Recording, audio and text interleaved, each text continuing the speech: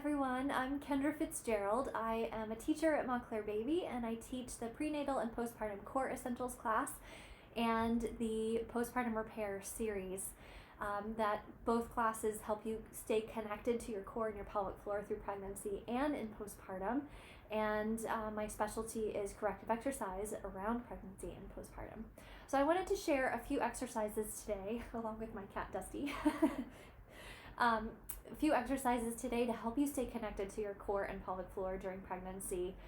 All of these positions you can do during pregnancy and during postpartum. They're safe for both, and the benefit of doing them during pregnancy is that you already know the movements, so that once you get into postpartum you can continue doing the same movements and you've already trained your core and pelvic floor to work with you. So let's get started.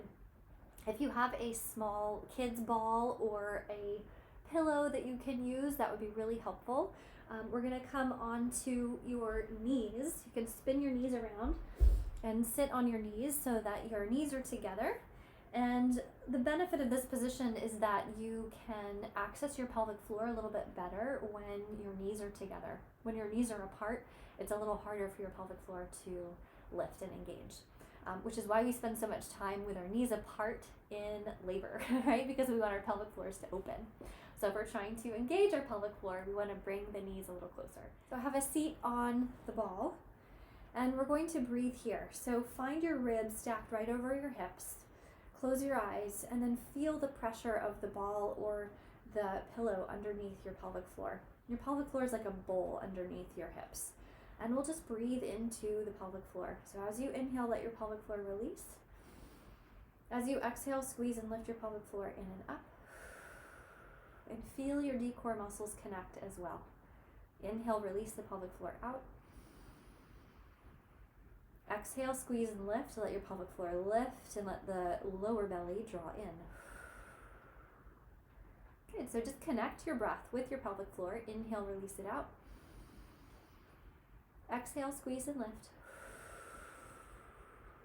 And see what your pelvic floor is doing. Inhale, release it out. And exhale, squeeze and lift. Good, and then release your hands. So the next exercise we're going to do is on your back. If you are pregnant, it's okay if you lay on your back for a very short amount of time. We've been trained to not want to lay on our backs at all, but if it's 30 seconds, 60 seconds, it's okay. If you start to feel dizzy or like you feel like your heart's starting to race, you can roll to your side and do these exact same exercises on your side. So grab your ball, roll down to your side, and then lay on your back, right? Especially if you have diastasis or abdominal separation. And then we're going to take the ball and you can put it right between your knees and we'll squeeze the ball in. So we're going to find neutral in the pelvis. You can rock forward and back on your hips. The tailbone goes towards the floor and then the low back presses down. So these are the extremes of the pelvic floor movement. And then find neutral so that the little triangle at the base of your spine is on the floor. You have a little space in your low back, right? The way you can tell if your hips are parallel is if your hip bones are in line with your pubic bone, right? We don't want one higher than the other.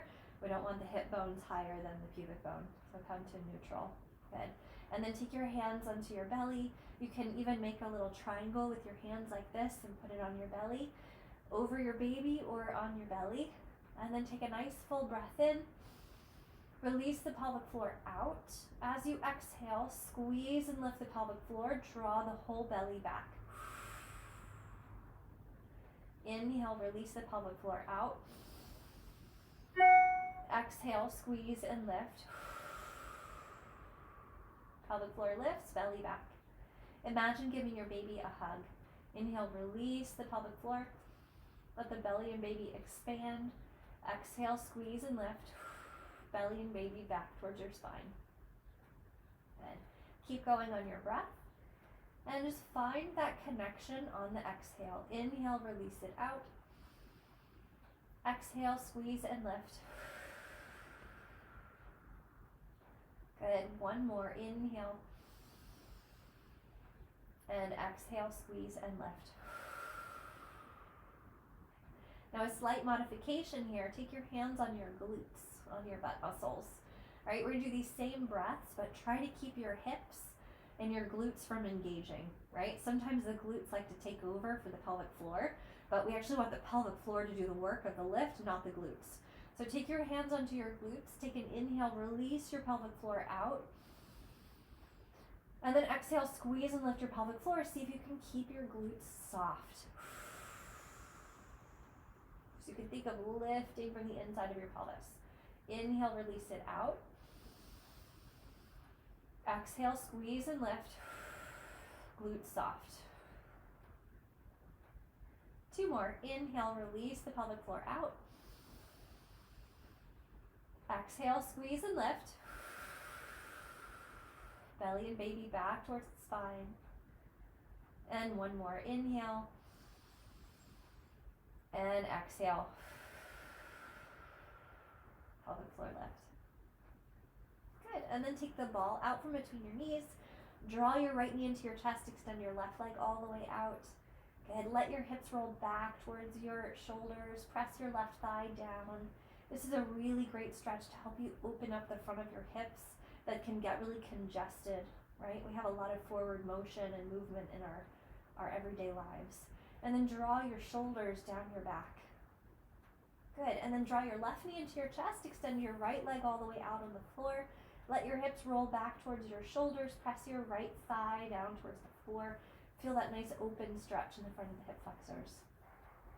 Sometimes these hip flexors can be inhibitors of using our core because we get so tight and rounded in our pelvis that it disconnects from our core and our pelvic floor. So it's really important that we keep our hip flexors open and our hips open as well.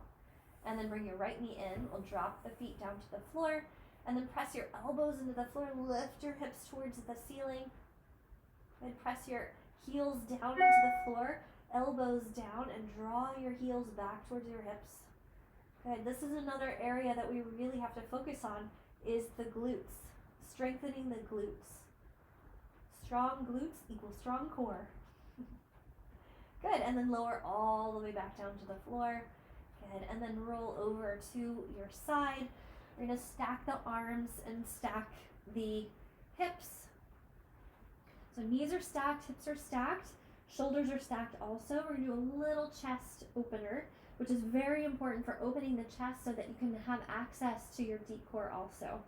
Right? And it just feels really good too. We'll inhale, reach the arm forward past your bottom arm, and then exhale, open all the way to the side. Right? But keep your hips stacked and your ribs down so you're not overstretching your core. You're getting most of the stretch in your upper shoulders. Good. Inhale, close the bottom arm back over. Exhale, open to the side. Right? Keep the ribs knitted down.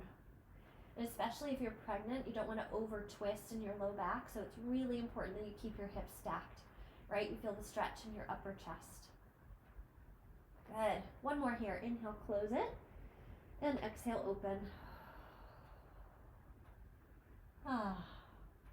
Good. And then close the arm back over. You can roll over onto your back, shift to the other side. So you're stacking your knees, stacking your arms, stacking your hips. Right, arms are stacked, head is on the floor. We'll inhale, reach past the bottom arm, and then exhale, open, keeping the hips stacked, opening your chest. So you're feeling the stretch here in the top of the chest. Right, and there is a high hinge point. Take the arms all the way back over. And then exhale, open. This also helps open the mid-back, which is a place that gets very tight during pregnancy and postpartum. So it's important to keep that spot open. Inhale, close the arm 1 more time. And then exhale, open all the way to the side. Good. And feel that stretch in the front of the chest. And then close the arm back over. And then press your hands into the floor. Come up to a comfortable seat. And then you can also practice the belly breath sitting here, right? So the same breath that we practice on our backs. Take 1 hand on your upper belly, 1 hand on your lower belly. If you're pregnant, you can feel your baby. So as you inhale, we're going to release the pelvic floor out. Belly and baby expands. Exhale, squeeze and lift from your pelvic floor. Draw the belly and the baby back towards your spine. Good. 2 more breaths here. Inhale. Exhale, belly and baby back. 1 more. Inhale. Exhale, belly and baby back. Good. And then a short stretch. Take the right fingertips out, left arm all the way up overhead. Take a nice side bend. Rotate your shoulders slightly towards your front knee. And think about breathing into your side waist here. These low ribs. The space behind your bra line that can get very congested. Take 1 more breath there. Breathe and flourish into your back ribs. And exhale, soften. Good. Inhale, come back through the center. Other fingers down, other side.